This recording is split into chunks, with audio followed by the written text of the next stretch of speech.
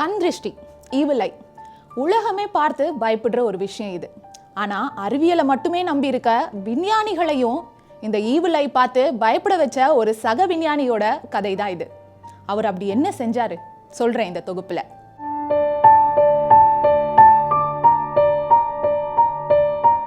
அறிவியலும் விஞ்ஞானமும் இல்லைன்னா இந்த உலகம் இவ்வளோ வளர்ச்சி அடைஞ்சிருக்காது.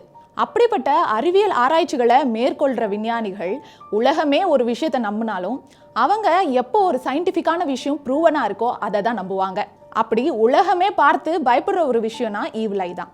இதுக்காக உலகம் முழுக்க ஆர்ஷூ கட்டி வைக்கிறது, திருஷ்டி சுற்றி போடுறது, இந்த மாதிரி பல விஷயங்களை பண்ணிட்டு வராங்க. ஆனால் விஞ்ஞானிகளும் பகுத்தறிவுவாதிகளும் இந்த மாதிரியான நடைமுறைகளை பார்த்து கை கொட்டி சிரிச்சாங்க. அப்படிப்பட்ட விஞ்ஞானிகளே இந்த மாதிரியான ஈவில் ஐ விஷயங்களுக்கெல்லாம் பார்த்து மிரண்டு போகிற அளவுக்கு செஞ்சிருக்காரு ஒரு சக விஞ்ஞானி.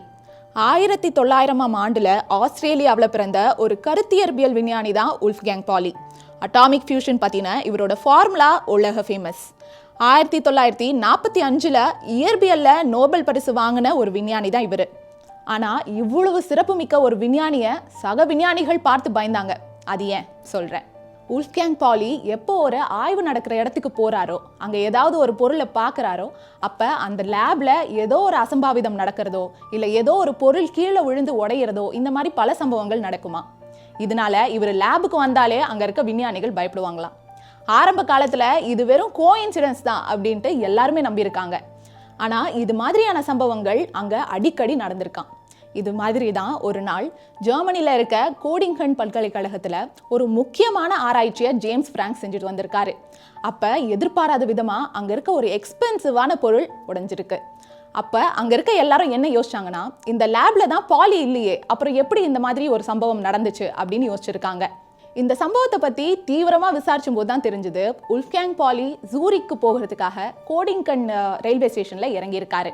இப்போ இதை தெரிஞ்சுக்கிட்ட சக விஞ்ஞானிகள் அவர் ரயில்வே ஸ்டேஷன்ல இறங்குனதுக்கே இந்த எஃபெக்ட்னா லேபுக்கு வந்திருந்தா இன்னும் என்னெல்லாம் ஆகியிருக்குமோ அப்படின்னு பேசியிருக்காங்க. இதனால பயந்து போன இன்னொரு விஞ்ஞானி ஓட்டோ ஸ்டர்ன் பாலி தன்னுடைய நண்பர்னு கூட பார்க்காம தன்னுடைய லேபுக்கு அவர் வரக்கூடாது அப்படின்னு பேன் பண்ணியிருந்தாரு. இந்த மாதிரியான விஷயங்கள் தொடர்ந்து நடந்ததுனால இந்த கான்செப்டுக்கு பாலி எஃபெக்ட்னு ஒரு பேரே வந்துருச்சு. இதுல இன்னும் கொடுமை என்னன்னா, பாலியே இதை நம்ப ஆரம்பிச்சிருக்காரு. இன்னுமே இந்த பாலி எஃபெக்ட் பற்றின பேச்சுகள் அறிவியல் வட்டாரங்களில் பேசிக்கிட்டு தான் இருக்காங்க. இந்த பாலி எஃபெக்ட் பற்றி நீங்கள் என்ன நினைக்கிறீங்கன்னு கமெண்ட்ஸில் சொல்லுங்கள்.